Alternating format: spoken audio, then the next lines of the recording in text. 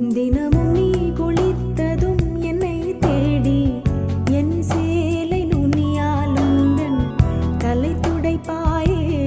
அது கவிதை திரு